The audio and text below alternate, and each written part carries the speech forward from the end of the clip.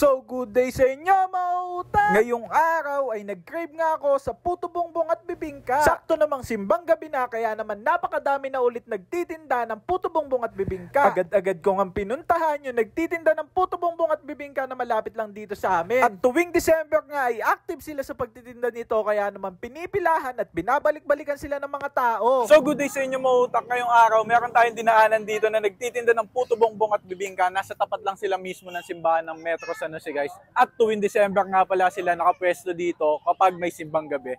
So yan guys, meron nga pala sila ditong cheesy puto bongbong na for only 35 pesos. Yan guys, so napakaraming cheese guys. Timusan na natin to.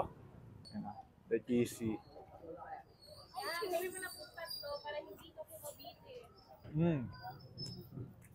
Top. Daming cheese oh. Panalo, ang sarap. Tikman natin yung cheesy bibingka nila. Umuusok po. Sarap, mainit na mainit pa. Tapos na-enhance pa ng cheese yung lasa. Kaya panalo. Ayun nga guys, sa mga gustong pumunta, ay ito lang yung pwesto nila. Nasa mismong arko lang sila ng Teniente Tiago dito sa may Metro San Jose. At nasa tapat lang sila ng Pure Mart. At ito lang mismo yung simbahan ng Metro San Jose guys. Yan, napakadali lang nila puntahan.